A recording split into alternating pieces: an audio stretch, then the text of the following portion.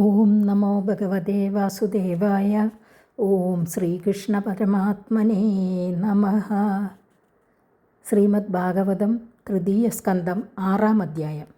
ഋഷിരുവാച ഇതി താസാം സ്വശക്തീനാം സദീനാമസമേത്യ സഹ പ്രസുപ്തലോകതന്ത്രാണാം നിശാമ്യഗതിമീശ്വരഃ കാലഃ സംജ്ഞാം തഥാ ദേവീം ബിഭ്രച്ഛക്തിമുരുക്രമഃ ത്രയോവിംശതി തത്വാനാം ഗണം യുഗപദാവിശത്. ഋഷി അരുളി ചെയ്തു, എല്ലാം നടത്തുവാൻ മതിയായ മഹാശക്തിമാനായ ആ ഈശ്വരൻ ഒന്നോടൊന്നു യോജിക്കാതെയും ലോകസൃഷ്ടിക്ക് ഉപകരിക്കുന്ന പ്രാണികർമ്മങ്ങൾ അടങ്ങിയിരിക്കുന്നതുമായ മഹത്തത്വാദികൾക്ക് ലോകം നിർമ്മിക്കുവാനുള്ള സാമർഥ്യം സിദ്ധിക്കാതെയിരിക്കുന്ന അവസ്ഥയെ കണ്ടിട്ട് കാലമെന്നു പേരായ സ്വശക്തിയെ ധരിച്ചുകൊണ്ട് 23 തത്വങ്ങളുടെ ആ യോഗത്തെ ഏകകാലത്തിൽ പ്രവേശിച്ചു. മഹത്തത്വം, അഹങ്കാരതത്വം, പഞ്ചതന്മാത്രങ്ങൾ, പഞ്ചമഹാഭൂതങ്ങൾ, 11 ഇന്ദ്രിയങ്ങൾ, ഇവയാണ് 23 തത്വങ്ങൾ. സോനുപ്രവിഷ്ടോ ഭഗവാൻ ചേഷ്ടാരൂപേണ തം ഗണം ഭിന്നം സംയോജയാമാസ സുപ്തം കർമ്മ പ്രബോധയൻ. ക്രിയാശക്തിയോടുകൂടി 23 തത്വങ്ങളിൽ ഒരേ സമയത്ത് പ്രവേശിച്ച ആ ഭഗവാൻ ആ തത്വങ്ങൾ അടങ്ങിയിരിക്കുന്ന പ്രാണികളുടെ ജന്മാന്തര കർമ്മവാസനകളെ ഉണർത്തിയും കൊണ്ട് വെവ്വേറെ ഇരുന്നിരുന്ന മഹദാദി തത്വങ്ങളെ യോജിപ്പിച്ചു. പ്രബുദ്ധകർമ്മ ദൈവേന ത്രയോവിംശതികോ ഗണഃ പ്രേരിതോ ജനയത് സ്വാഭിർ മാത്രാഭിരതി പൂരുഷം. ഈശ്വര പ്രേരണ നിമിത്തം തത്വാന്തർഗതങ്ങളായിരുന്ന പ്രാണികളുടെ അദൃഷ്ടം ഉണർന്നപ്പോൾ ആ 23 തത്വങ്ങളുടെ സമൂഹം ലോകാധിഷ്ഠാനമായ വിരാട് പുരുഷ ശരീരത്തെ സ്വമാത്രകളെ കൊണ്ട് ജനിപ്പിച്ചു. പരേണ വിശദാത് സ്വസ്മിൻ മാത്രയാ വിശ്വസൃഗണഃ ചുക്ഷോഭാന്യോന്യമാസാദ്യ യസ്മിൻ ലോകാശ്ചരാചരാഃ. ഈശ്വരൻ സ്വാംശത്താൽ തത്വഗണത്തിൽ പ്രവേശിച്ചപ്പോൾ തത്വങ്ങൾ അന്യോന്യം യോജിച്ചിട്ട് സ്വാംശത്താൽ വിരാട് രൂപമായിട്ട് പരിണമിച്ചു. ആ സ്വരൂപത്തിൽ ചരങ്ങളും അചരങ്ങളുമായ ലോകങ്ങൾ അടങ്ങിക്കിടക്കുന്നുണ്ട്. ഹിരണ്മയ സപുരുഷഃ സഹസ്രപരിവത്സരാൻ ആണ്ഡകോശ ഉവാസാപ്സു സർവസത്യോ ബഭൃംഹിതഃ. ജലത്തിൽ ലയിച്ചിരിക്കുന്ന ബ്രഹ്മാണ്ഡത്തിൽ സ്വർണമയനായ ആ സമഷ്ടി പുരുഷൻ തന്നിൽ ലയിച്ചു കിടക്കുന്ന സർവപ്രാണിസഹിതനായിട്ട് 1000 വത്സരം വസിച്ചു. സവൈ വിശ്വസൃജാം ഗർഭോ ദേവകർമാത്മശക്തിമാൻ വിഭഭാജാത്മനാത്മാനം ഏകദാദശദാതൃത. സമഷ്ടി പുരുഷൻ്റെ ഉൽപ്പത്തിയെ പറഞ്ഞ ശേഷം അവനിൽ നിന്ന് വൃഷ്ടി ശരീരങ്ങളും ഇന്ദ്രിയങ്ങളും മറ്റും ഉത്ഭവിച്ചുവെന്ന് പറയുവാൻ ഭാവിക്കുന്ന മൈത്രേയ മുനി സമഷ്ടി പുരുഷ ശരീരവിഭാഗത്തെപ്പറ്റി പറയുന്നു. ഈ സമഷ്ടി പുരുഷനിൽ ഭഗവാന്റെ അംശമായ ചിച്ഛക്തിയും ക്രിയാശക്തിയും ജീവരൂപശക്തിയും അടങ്ങിയിരിക്കുന്നുണ്ട്. ലോകത്തിൽ കാണപ്പെടുന്ന സർവവും ഇവനിൽ അടങ്ങിക്കിടപ്പാണ്. ചിച്ഛക്തിയെ ചൈതന്യമായിട്ടും ക്രിയാശക്തിയെ പ്രാണാദികൾ 5 അവയുടെ വ്യാപാരങ്ങൾ 5 10 ആത്മശക്തിയെ ആധ്യാത്മികം, ആദിദൈവികം, ആദിഭൗതികം എന്ന 3 പ്രകാശിപ്പിച്ചു. ഈ വിരാട് പുരുഷനു മുകളിൽ പറഞ്ഞ വിധം 1 10 3 ഭവിപ്പാനുള്ള സാമർഥ്യം എങ്ങനെ സിദ്ധിച്ചുവെന്ന് പറയുന്നു. ഈ മഹാപുരുഷൻ സകല വൃഷ്ടി ജീവാത്മാക്കളുടെയും ആത്മാവും പരമാത്മാവിൻ്റെ അംശവുമാകുന്നു. എന്നാൽ സാധാരണ ജീവാത്മാവിനെ പോലെയല്ല, പരമാത്മാവിൻ്റെ 1ാമത്തെ അവതാരമാകുന്നു. സ്ഥാവര ജംഗമാത്മകമായിരിക്കുന്ന ഈ വിശ്വം ഈ പുരുഷനാകുന്ന അധിഷ്ഠാനത്തിൽ കാണപ്പെടുന്നു. അതുകൊണ്ട് മുകളിൽ വിവരിച്ച വിധം 1 10 3 ഭവിപ്പാൻ സാമർഥ്യമുണ്ടായി. 1 10 3 വിരാട് പുരുഷൻ ഇരിക്കുന്നുവെന്ന് മുമ്പ് പറഞ്ഞ വിഭാഗത്തെ തന്നെ വേർതിരിച്ചു കാണിക്കുന്നു. വിരാട് പുരുഷൻ ആത്മാവിനെ ആശ്രയിച്ചിരിക്കുന്ന ഇന്ദ്രിയങ്ങളോടും ഭൂതങ്ങളെ ആശ്രയിച്ചിരിക്കുന്ന വൃഷ്ടി ശരീരത്തോടും ദേവന്മാരുടെ സമൂഹത്തോടും കൂടിയവനായിരിക്കുന്നതിനാൽ സാധ്യാത്മജൻ, സാദിഭൂതൻ, സാദിദൈവൻ എന്ന 3 വിധത്തിലായി. പ്രാണൻ, അപാനൻ, സമാനൻ, ഉദാനൻ, വ്യാനൻ, നാഗൻ, കൂർമൻ, കൃകരൻ, ദേവദത്തൻ, ധനഞ്ജയൻ ഇങ്ങനെ 10 പേരുള്ള വായു അംശങ്ങളോടുകൂടി ഇരിക്കുന്നതിനാൽ 10 വിധത്തിലായി. ഹൃദയത്തോട് ചേർന്നിരിക്കുന്നതിനാൽ ഒരു വിധത്തിലായി. എല്ലാറ്റിനും ശക്തനും സർവാന്തര്യാമിയുമായ ഭഗവാൻ മഹത്തത്വാദികൾ ചെയ്ത വിജ്ഞപ്തിയെ ചിന്ത ചെയ്തിട്ട് ആ മഹത്തത്വാദികൾക്ക് വിവിധ വ്യാപാരങ്ങൾ നടത്തുവാൻ സാമർഥ്യം സിദ്ധിപ്പാൻ വേണ്ടി ലോക സൃഷ്ടി സാധനഭൂതങ്ങളായ മഹത്തത്വാദികളിൽ വിരാട് പുരുഷൻ്റെ സാന്നിധ്യം ഉണ്ടാകണമെന്ന് വിചാരിച്ചു. ഈശ്വരൻ്റെ ഈ സങ്കല്പത്തെ തപസ് എന്ന് പറയുന്നു. ഈശ്വരൻ്റെ ആലോചനയ്ക്ക് വിഷയമായി ഭവിച്ച ആ വിരാട് പുരുഷൻ്റെ ശരീരത്തിൽ ദേവന്മാർക്കിരിപ്പാനുള്ള എത്ര സ്ഥാനങ്ങളുണ്ടായി എന്ന് ഞാൻ പറയാം, കേട്ടുകൊള്ളുക. സമഷ്ടി എന്നു പറയുന്നത് ലോകം, വൃഷ്ടി എന്ന് പറയുന്നത് ഓരോ ശരീരം. സമഷ്ടി എന്ന ലോകം വിരാട് പുരുഷൻ്റെ ശരീരം, വൃഷ്ടി എന്ന് പറയപ്പെടുന്നത് ജീവൻ്റെ ശരീരം. ഈ സംഗതിയെ ആദ്യമായി ധരിച്ച ശേഷം താഴെ പറയുന്ന അംഗവിഭാഗങ്ങളെയും അവയിൽ അധിവസിക്കുന്ന ദേവന്മാരെയും ആ അംഗങ്ങൾ കൊണ്ടു നടത്തുന്ന കർമ്മങ്ങളെയും അറിഞ്ഞുകൊള്ളണം. വിരാട് പുരുഷന് ആദ്യം മുഖമുണ്ടായി. ആ സ്ഥാനത്തിൽ അഗ്നി എന്നു പേരായ ദേവൻ തൻ്റെ അംശമായ വാക്കോടുകൂടെ പ്രവേശിച്ചു. ജീവൻ ആ വാക്കുകൊണ്ട് പറയുവാൻ തക്ക വിഷയത്തെക്കുറിച്ച് പറയുന്നു. ഉണ്ടായി എന്ന് പറഞ്ഞതായ മുഖം എന്നത് അതിഭൂതം. അതിൽ വസിച്ചുവെന്ന് പറഞ്ഞിരിക്കയാൽ അതിനെ തന്നെയാണ് അധിഷ്ഠാനം എന്ന് പറയുന്നതും. അതിൽ വസിച്ചുവെന്ന് ആരെക്കുറിച്ച് പറയുന്നുവോ ആ അഗ്നി മുതലായവർ ദേവന്മാർ.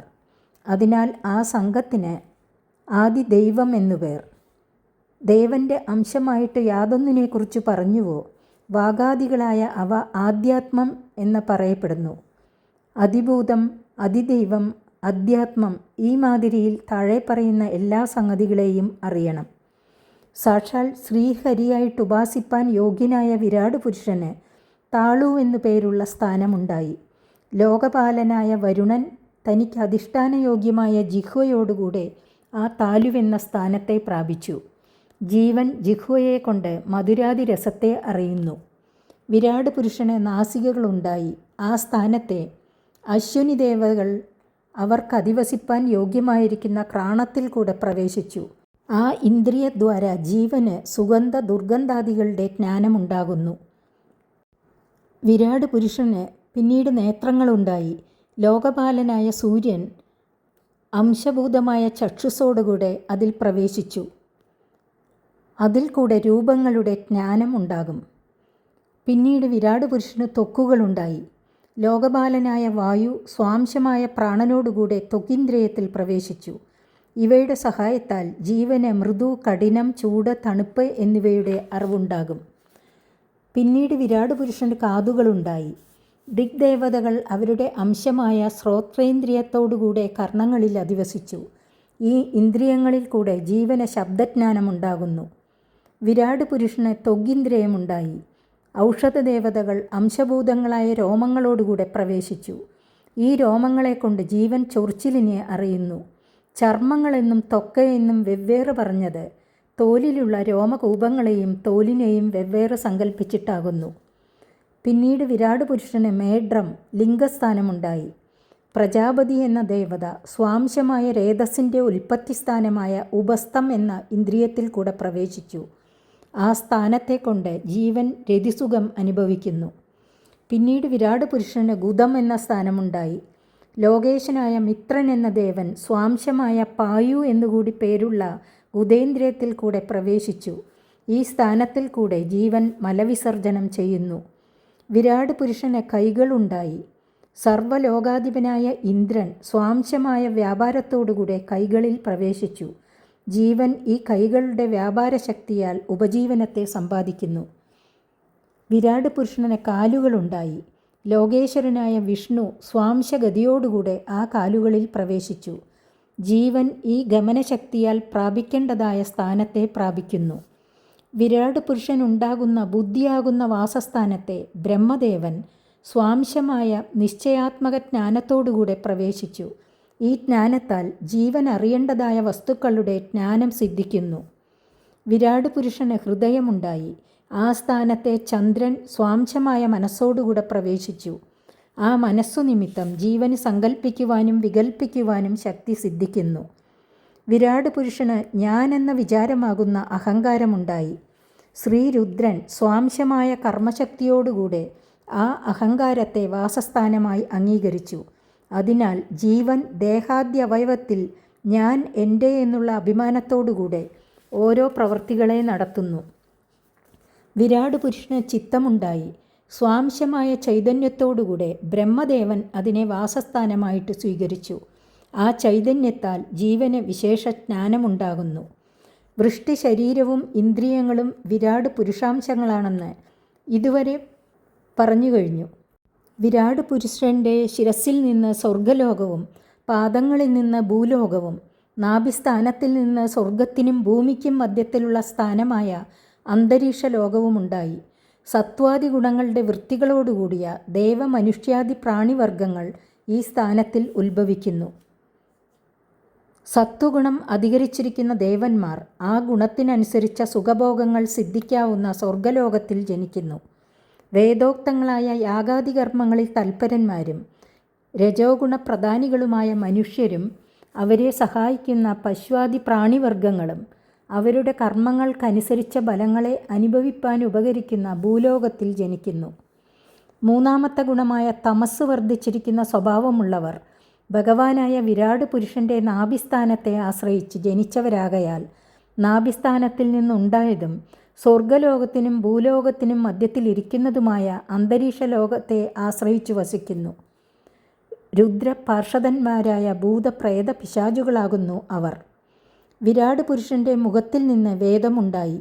ആ വേദത്തിൽ വിധിച്ചിരിക്കുന്ന വിധം കർമ്മങ്ങളെ അനുഷ്ഠിക്കുന്ന ബ്രാഹ്മണനും മുഖത്തിൽ നിന്നുണ്ടായി.